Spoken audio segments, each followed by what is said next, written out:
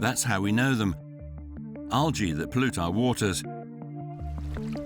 But what do they hide beneath their surface? Unexpected and miraculous powers? For a world without plastic? It's 100% degradable. When we put it in water, it dissolves without any negative impact on the environment. For a world where we can breathe the air in our cities again? In a column like this, the oxygen output is equivalent to that of a few dozen trees.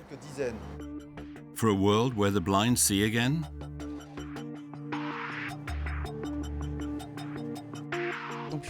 We achieve a result that comes as close as possible to natural vision. Are they the nutrient from our dreams of the future?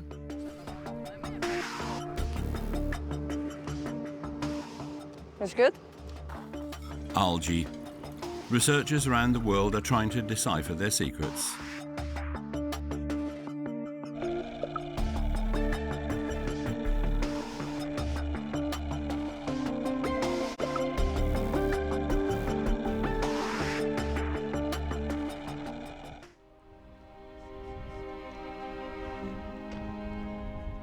The Faroe Islands, an archipelago in the North Atlantic.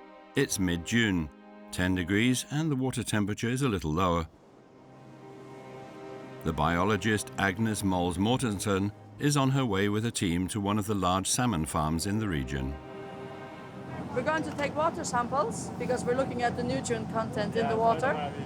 And we want to take from 2 meters depth and 10 meters depth. Together with colleagues from the state research company Fiscaling, the biologist is working on a unique project. Algae should help to improve the breeding conditions of salmon.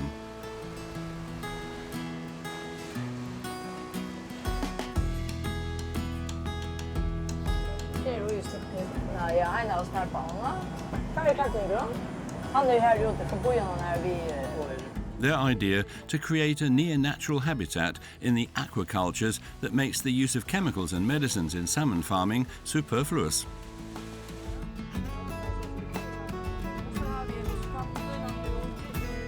In spring, she spread brown algae in the water. Normally they grow particularly well in clear and cold fjord water. Whether they also thrive in the fish cage must first be proven.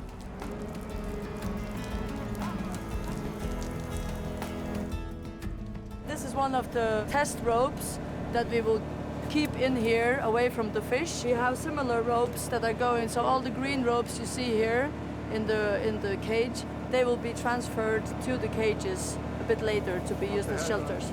This will function as a test rope that we will measure once a month for a period of time. Agnes controls the growth and fertility of the brown algae. Although they look very similar, 2 species have grown on the rope. She planted the one, the second has settled by itself.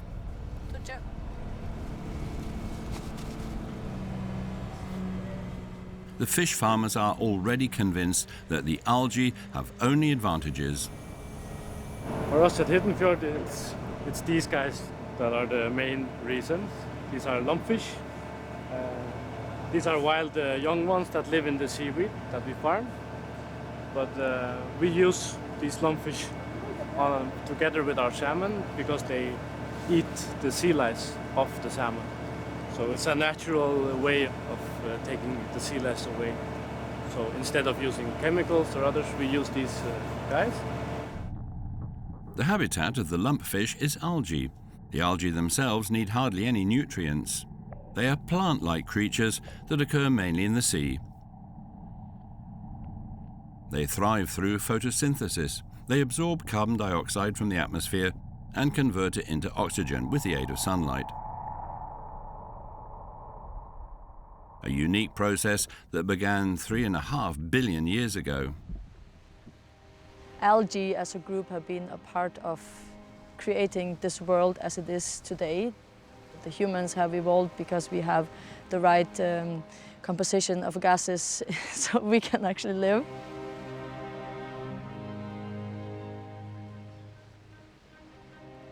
These are primary producers. They can do their thing without us interfering, without us feeding them. And it's very important for our fisheries that we have these forests because they are nursing grounds for our fisheries stocks. And if we want to use them as a resource in large amounts, we have to culture them. Is it possible to produce algae on land? A large bioreactor is operated in Ottobrunn near Munich at the so-called algae pilot plant of the Technical University. Professor Thomas Bruck cultivates Nanochloropsis salina, a microalgae that also occurs in the sea.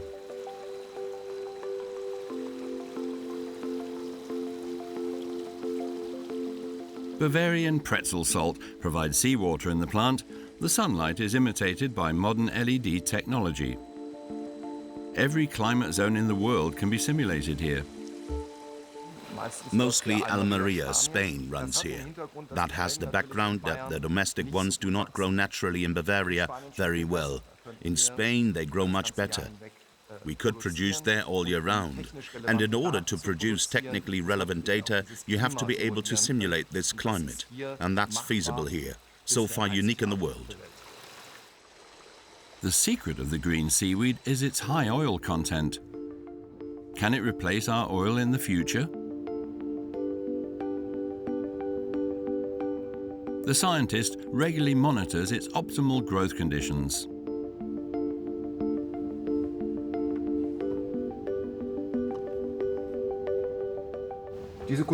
This culture looks quite good, continues to grow actively, and so we leave it alone for a few more days before we harvest and stress it.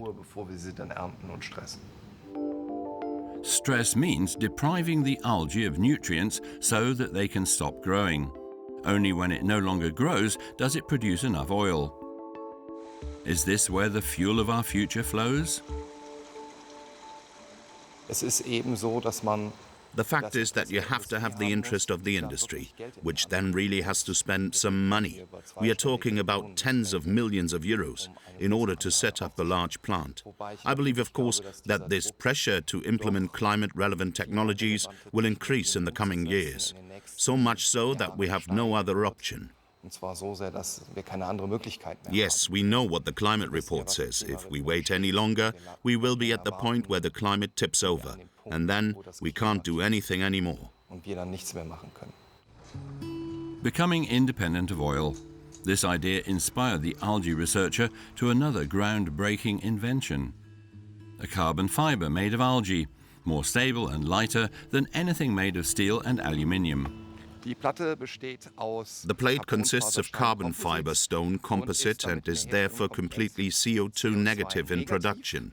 And because we use carbon fiber brick, we also need less material, as you can see below. You can see a small granite plate up here. Underneath it is our carbon fiber. In between we have a limestone. This step plate is as stable as steel. It's also flexible. Because the initial tension is created by the carbon fiber, we also have a certain elasticity in this material, so it can completely replace the steel. And we also called this device -E, which then stands for negative emissions in production and operation. Algae oil itself could revolutionize the building materials industry with carbon fibers made from algae. But the process of obtaining the coveted raw material is still too energy intensive and too expensive.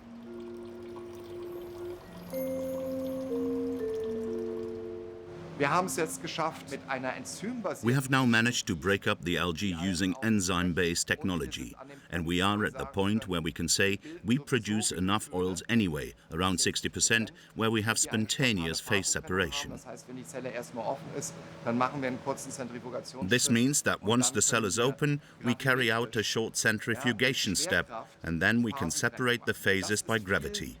This is much more energy efficient in the processing and the subsequent conversion to a fuel, which was already efficient 5 years ago.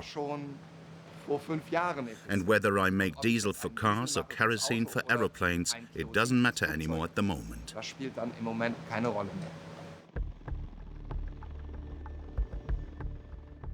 The dream of flying with algae gasoline has long since come true. But the extraction of algae oil remains expensive. The researchers are continuing to work on new processes so that it can really replace oil.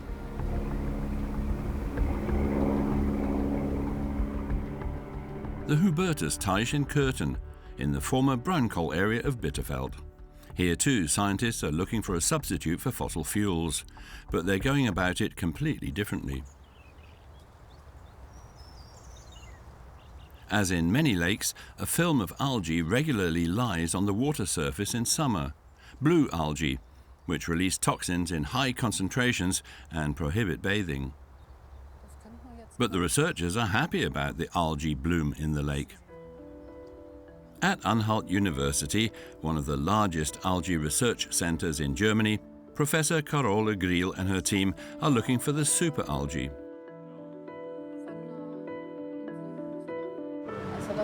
It would be nice if you could have a look. Yes, that's a good algal bloom. We now tried to isolate the sample from the lake here in the algae stem collection. In the lake, it comes in a mixture from different algae. And we now try to separate algae here so that they are ready for technical production. Her research interest is in the special ingredients of microalgae. Ingredients such as proteins, omega-3 fatty acids and dyes are in great demand in the pharmaceutical and cosmetics industries. But algae technology is a young science. Not all the ingredients and properties of algae are yet known. Scientists assume that there are between 400,000 and 500,000 different algae species, with a wealth of colors and shapes that seem limitless.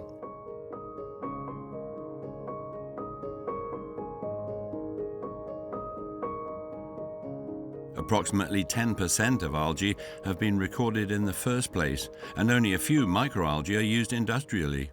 Maybe 4 to 5 on a large scale, and each one contains different active substances, depending on their occurrence and appearance.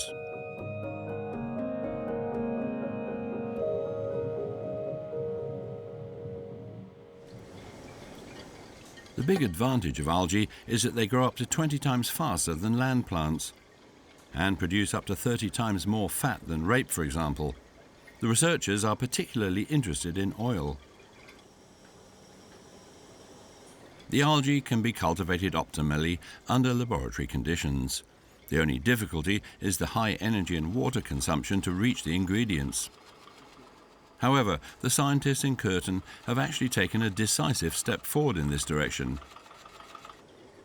They have discovered an alga that could revive the idea of biofuels.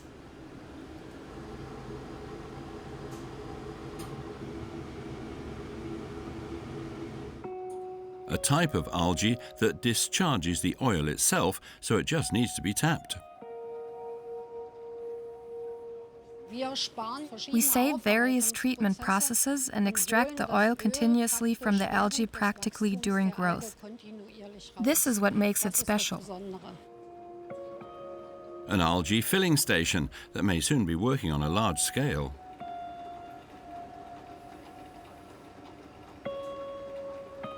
We don't have many alternatives. We must continue along this path. At the moment, this is not profitable. But who knows what will happen in 20 years? You have to break new ground. Here we have developed a suitable technical system to catch this oil, the so-called milking extractor. We have saved 80% of the costs compared to this classic method, but that's not enough either. We must make our algae even more productive. But I'm very optimistic that we will be able to do that. As a renewable raw material, algae could become a real alternative to our fossil fuels. A French environmental company has already taken advantage of algae's CO2 hunger. Here, algae provide fresh air.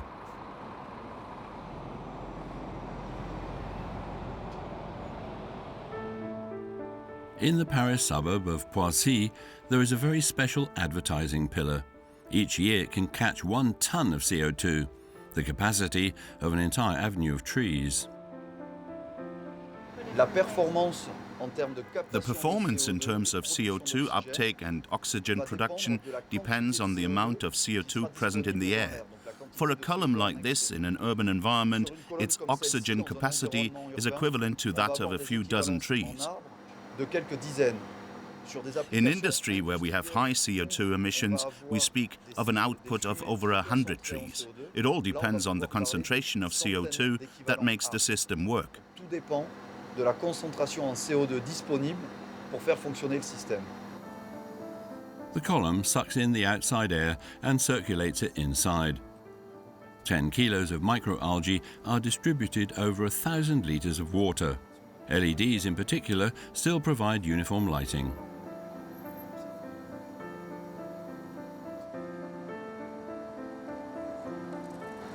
Future developments will use much more natural light during the day and will only be illuminated with LEDs at night. Our goal is to operate the device 24 hours a day, 365 days a year.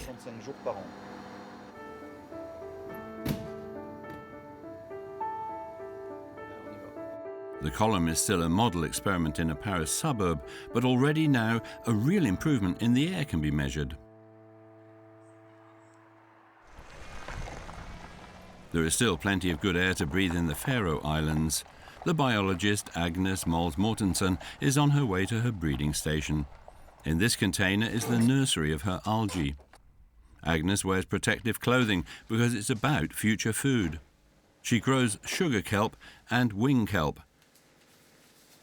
the superfood of the future for her. Agnes has experimented for a long time with how the spores thrive best and how light and temperature are optimally controlled. Now she checks their growth every few days. The plan is to deploy these on our farm on Kaldbaksfjörður in October. And so I'm just, maintaining, just keeping them alive and healthy until then. Because of the photosynthesis, there's a lot of oxygen production in here when the light is shining on them. So you can see bubbles on the seaweed ropes. The algae grow on small ropes. These are later wrapped around larger ropes and sunk into the sea. Agnes's algae farm is located in a narrow bay in the south of the islands. She hopes to increase its production soon.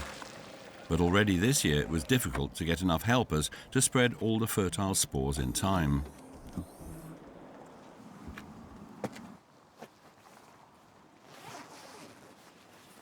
It's the middle of June and the harvest season is almost over. Today Agnes wants to go out and harvest for the last time this year, together with her brother and a helper.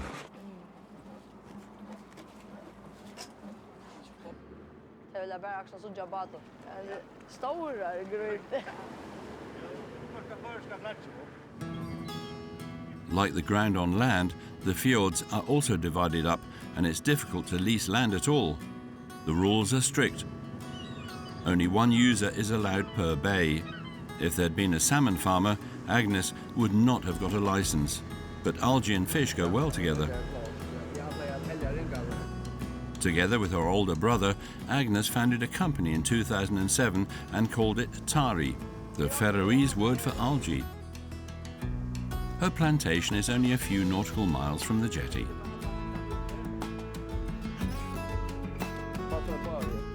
You can see it right here now. So this is one of the ropes that's growing. And we have these long units. So if you have the red big buoys, they are one quadrant. We have another quadrant further out. And then we have our seeded ropes in between. And that's how they are growing.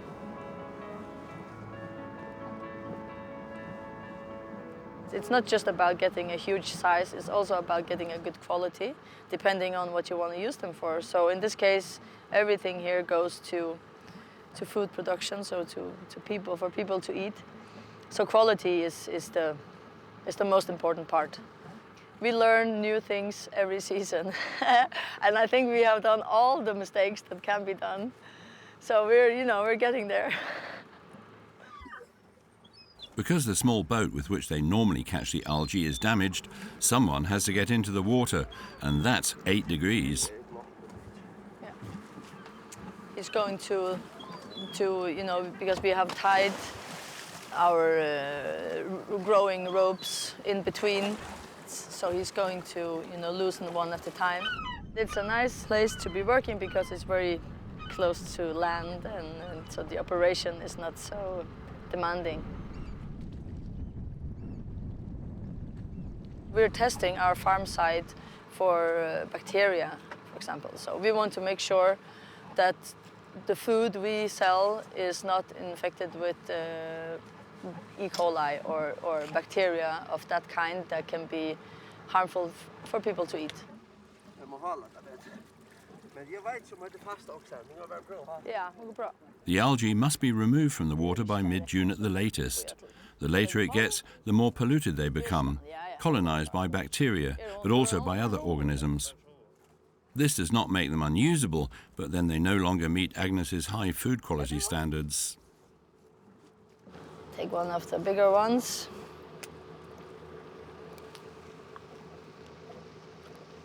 It's good. It's salty. And then it's a little bit, maybe a little bit spicy, yeah.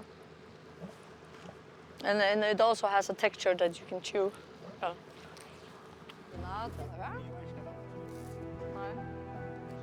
The algae are rich in iodine, magnesium, calcium and proteins. But are they also the answer to the big nutritional questions of the future? Agnes wants to triple the harvest next year, but there's still a shortage of staff and money. But she rejects a big investor. She wants to keep her independence and wait and see how strong the company can grow on its own. Yeah.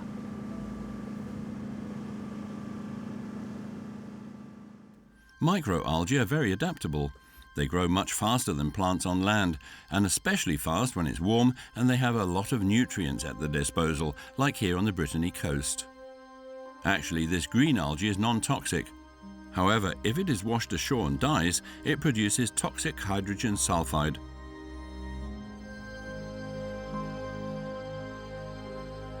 But where does that come from? Why is there such a big algae plague here? On voit ici 2 baies, la baie de l'Oquirec où nous sommes et la baie de Saint-Michel. Here in 2B, we see the Bay of l'Oquirec, where we are now, and the Bay of Saint-Michel. Côte qui entoure la mer. And one sees the peculiarity. These are the coastal parts that surround the sea when it rises and when it retreats. Ici et là. Les rivières apportent. The rivers flush the nitrate into the sea. That one here, the 2 there. So the algae benefit from nitrate in this closed natural environment where there is little water exchange. The water here is clear and not very deep, so that the algae can absorb the nitrate well because it's not distributed in the bays. And while they rot, they produce hydrogen sulfide, which is a very strong poison.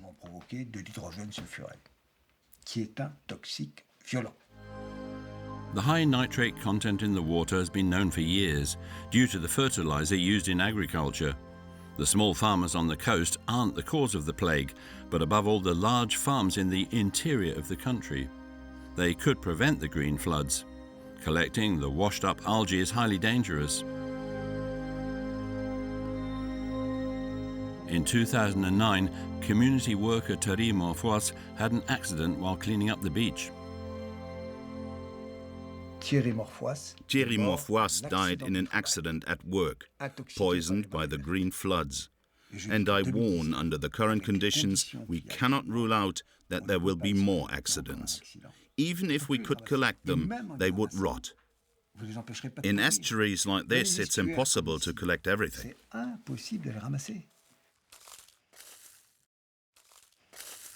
Yves Marie Lelay regularly inspects the coastal sections. A biting smell of rotten eggs is in the air. The toxic gas lurks directly under the thick, dried white algae cover. Suddenly released, it becomes a deadly danger to humans and animals. Again and again, the environmentalist measures the concentration of the highly toxic hydrogen sulfide.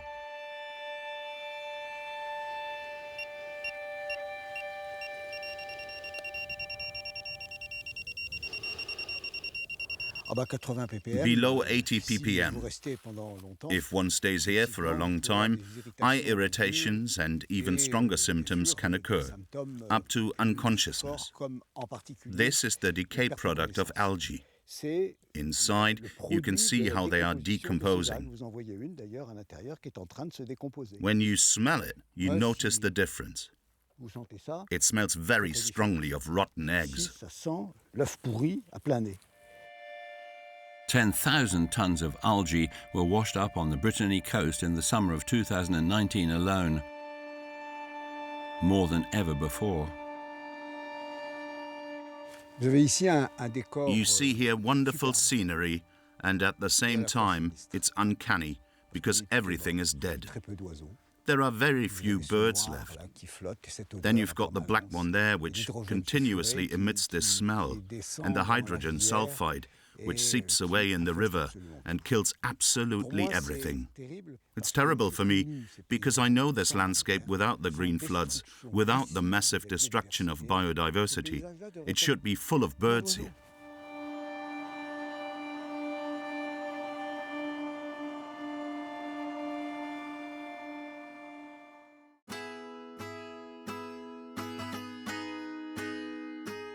The abundance of algae on the coast of Brittany gave entrepreneurs in Saint-Malo a new idea.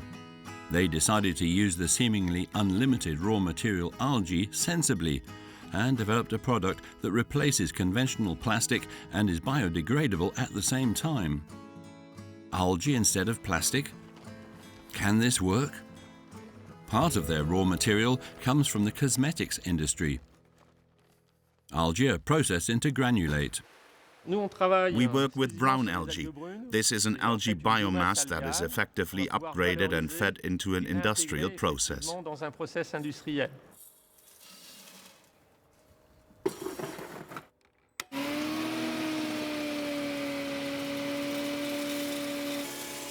The processing is simple. The dried algae granulate is ground to a very fine powder and then pressed into the desired material. For years, they worked on the right composition. Their goal, to form a material that's a real alternative to petroleum-based plastics.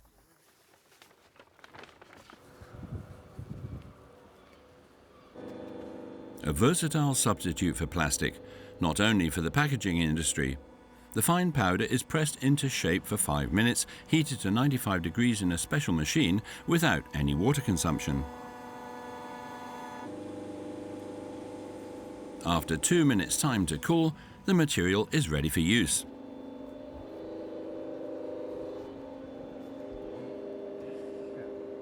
Just as long as it doesn't come into contact with liquid.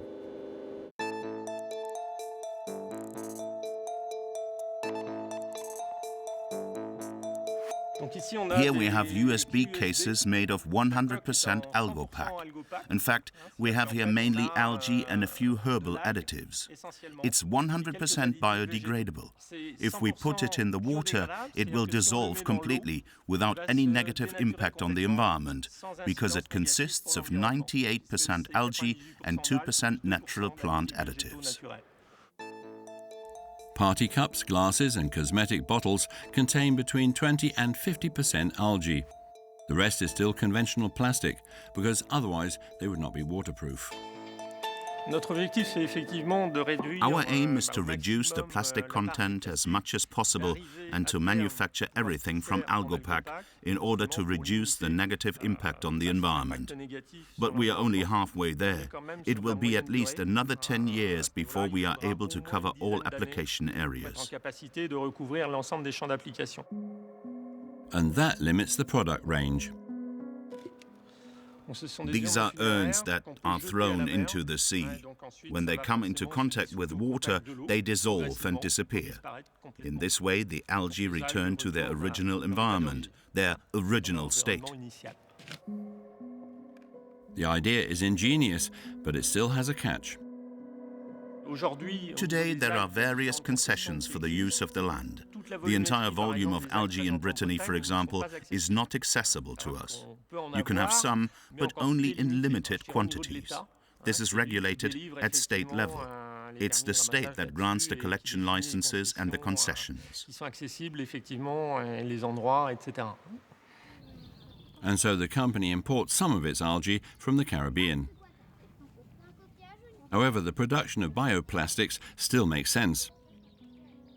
Every year, 7.5 million tons of plastic waste ends up in our oceans. The development of alternatives is urgently needed. Algae can make a major contribution if their share in new products is constantly increased.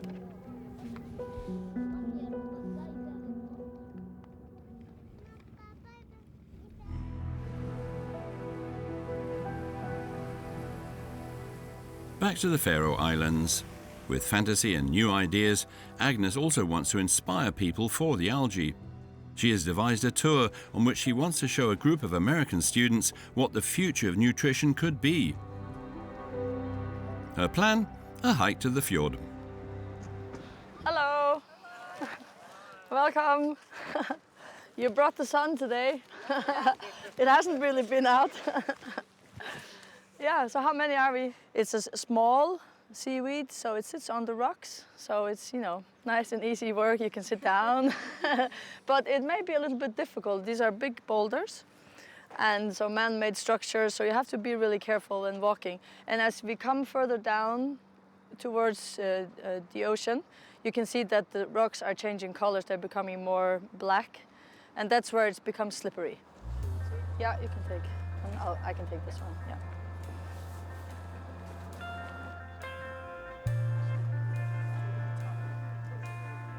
So just take your time here. Worldwide, there are already 500 algae species on the menu. What has long been commonplace in Asia has yet to become established in the Faroe Islands. Algae do not yet have a good reputation here as food, but Agnes wants to change that.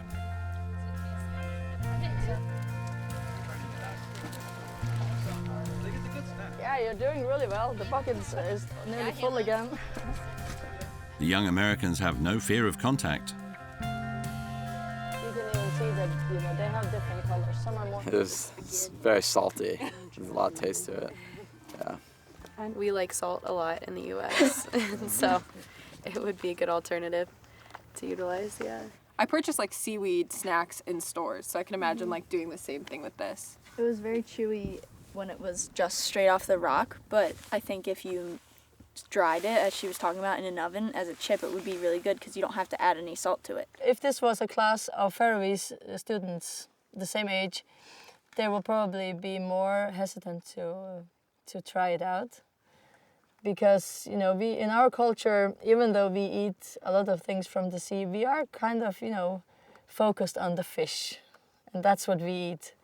Seaweeds are traditionally something that were thought of as the poor man's food, and it's not really something that we, you know, we don't.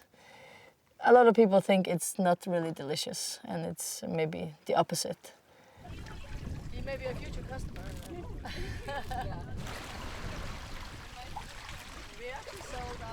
Healthy algae need rocky ground. Søl, which is a delicious species to eat also. This is one we're going to cultivate. This is the next step. And then you have this one. No, I don't have to fall it. This one here. I can't get it off, it's pretty hard, but yeah, can you see it? Yeah, so it's called Laminaria digitata, so finger kelp. It's very interesting, maybe not so much as a food species, but it's interesting for industrial purposes. It's full of bioactive compounds. I don't like the taste of it so much because it's a bit metallic. So my idea with it is, I mean, if somebody wants to buy it for food, it's fine, they can buy it, but I would like to use it for industrial purposes.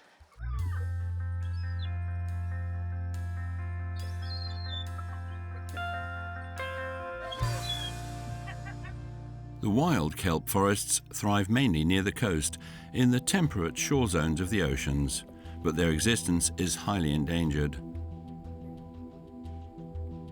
Scientists at the Alfred Wegener Institute in Bremerhaven have been observing the condition of the large kelp forests, a brown algae variety, for years.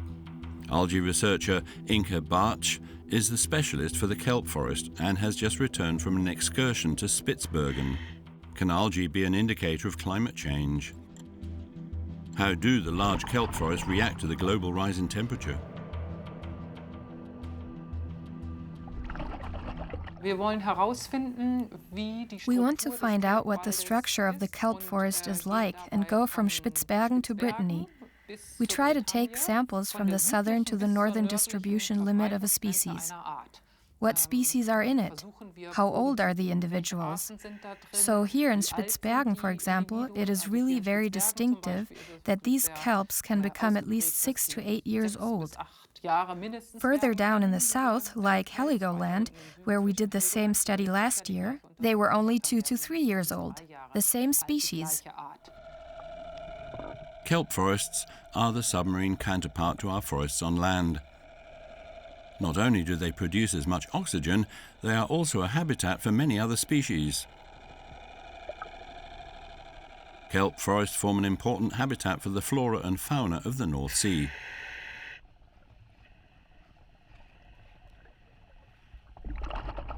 But they are changing. It has just been established that in recent years the kelp forests are declining due to heat waves. In Western Australia, for example, where these brown alga forests have been decimated over hundreds of kilometers, there have been such major collapses. We are now interested in investigating what the real reasons are.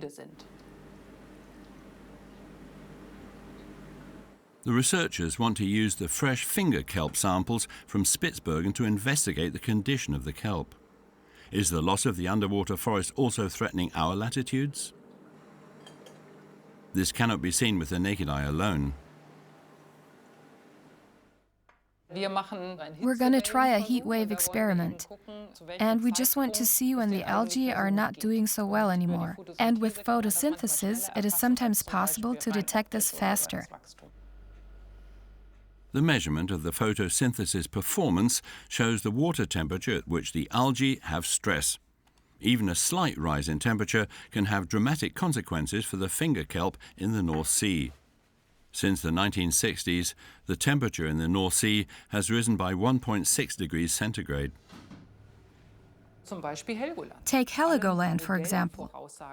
All the model predictions we have say that by the end of the century, there will probably be no kelp forest there anymore.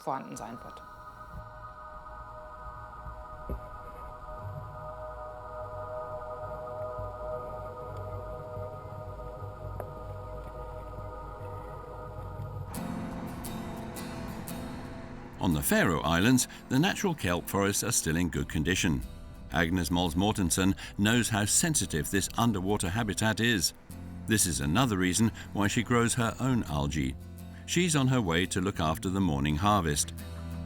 She's rented storage space in a fish factory.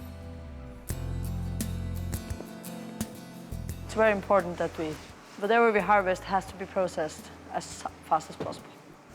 Like a day-to-day with sun, we wouldn't be able to leave it anywhere because it starts decaying straight away.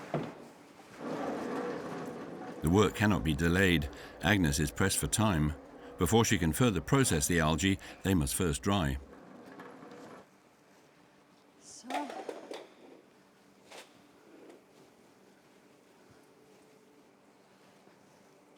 So we dry at low temperature, so we keep it below 30 degrees Celsius.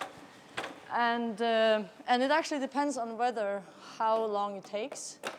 because if it's humid outside, it takes a bit longer. But we will, so today is Monday, it will be dry maybe Wednesday or so. And we need it really dried because we're going to process it into powder. Fresh seaweed salad is not a dish she could sell here. That's why Agnes dries the algae. That makes them durable. The processing is done exclusively by hand. Agnes would like to change that, but doesn't want to make herself dependent either. She is still looking for the right balance between idealism and business sense. One thing is certain for her: algae are indispensable for a healthy diet. As a food producer, she needs a good economic basis. As a biologist who fights for the preservation of the ecosystem and for sustainability, she is reluctant to industrialize her company.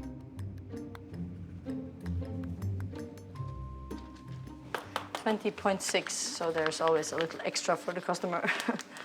We are facing, an increase in our sales, so we need more hands because it's so manually demanding. So we are at a point now where, we have to upscale a little bit. Yeah.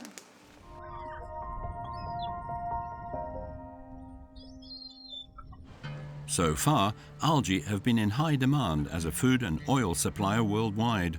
But now they are also becoming a much sought-after research object in medicine. The scientists at the Dresden University Hospital believe that they have much more to offer. They have developed a process in which algae and human cells are brought together for the first time in a 3D printing process. The task: algae are supposed to supply the human cells in the body with oxygen. The advantage: there are no rejection reactions. Nevertheless, green bioprinting is more complicated than expected. We must, of course, bring the two worlds together. Light is a parameter, but there are many more. The human cells have very complex requirements with certain serums that have to be added there in order for the cells to develop properly. It's completely unclear how algae react to these components. Algae are actually robust, but after printing, they need rest. The human cells do not have this time. They react sensitively when exposed to light for too long. And cultivating these two types of cells under the same condition isn't easy, but we've been able to show that it's possible in principle, so that both cell types survive. Research is still in its infancy. The benefits for medicine, the pharmaceutical, chemical and cosmetics industries seem promising, as the biologically active substances of algae can be used in many different ways. Felix Krujats is working on making these substances accessible. Depending on the habitat of the algae, they are completely different.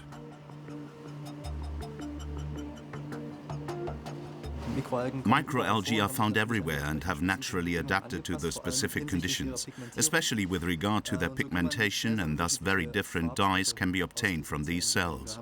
For example, we have chlorophylls, probably best known as a natural component of cells. There are, for example, the fat-soluble carotenoids, which we also gain in our processes. Another example would be this blue water-soluble pigment from the cyanobacterium Artospira platensis, or also conventionally called spirulina, formerly called blue algae. It doesn't have this name for nothing. It's precisely this blue pigment that makes spirulina so special. This allows it to colonize habitats that are also equipped with very low light intensities.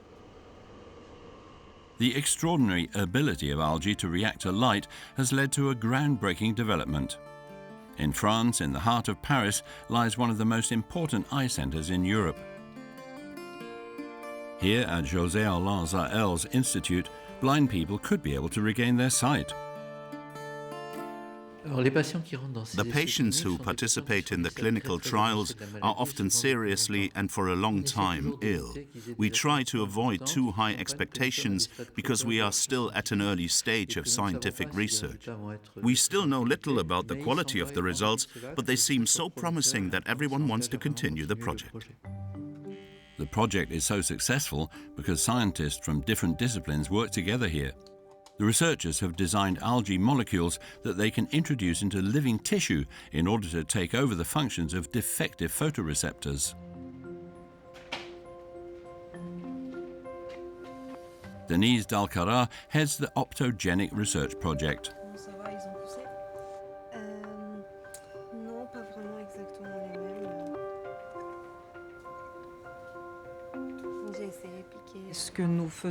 We use the DNA sequence encoding the famous channel rhodopsin, the light-sensitive protein of the alga that allows us to restore vision. We isolate the sequence and insert it into a virus that looks like this origami model. This virus is harmless to humans. It is first produced in large quantities and then linked to the DNA of the algae protein in a complex process. Algae have photosensitive protein molecules, so-called eyes, which enable them to align themselves optimally with light. A similar molecule is found in the human retina. It's part of the visual purple and ensures that brightness and colors are better perceived. Once the algae's DNA has been introduced into the virus, it is then brought into the eye. Like a taxi, it then transports the algae DNA precisely to the retina. From a surgical point of view, the eye is easily accessible. The needle is inserted through the sclera, allowing access to the retina, which lines the back of the eye. The virus can be injected into the vitreous via a needle. It will slowly spread and infect the photoreceptors on the back of the eye.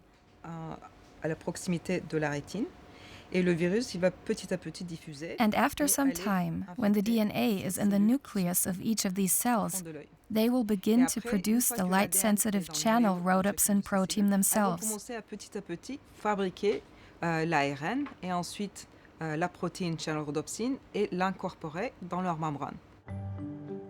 The scientists have previously used the retina of blind mice to investigate whether algae activate the photoreceptors.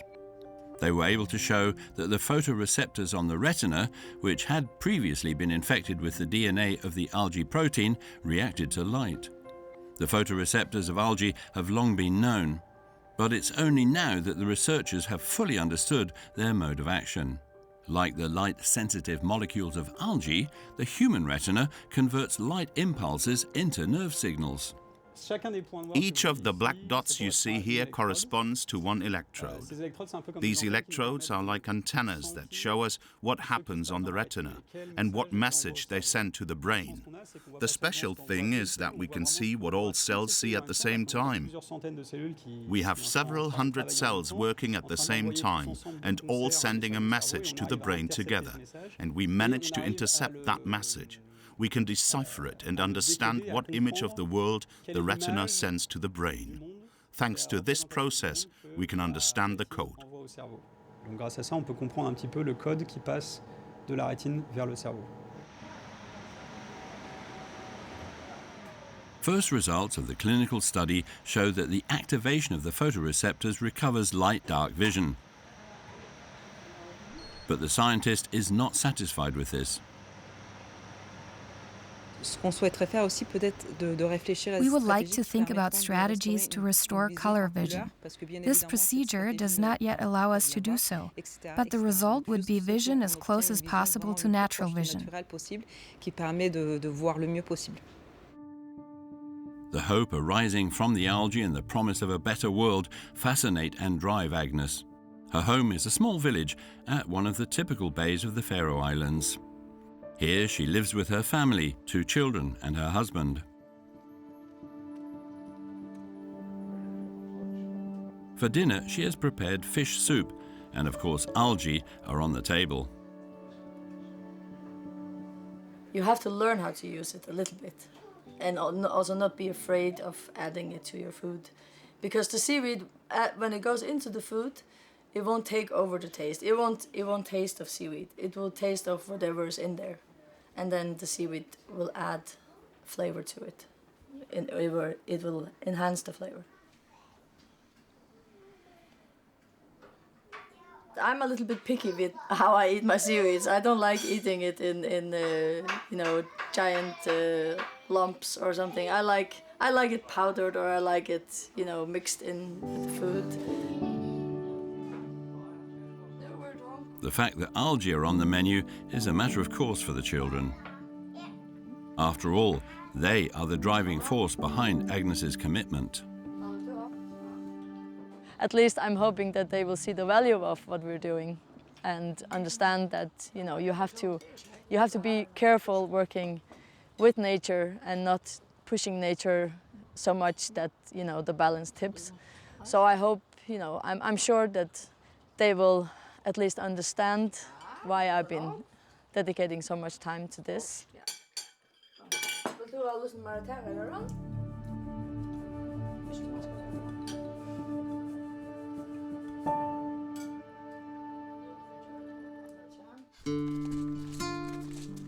Scientists around the world are proving how valuable algae are for our future, but research needs time, tenacity and industry money.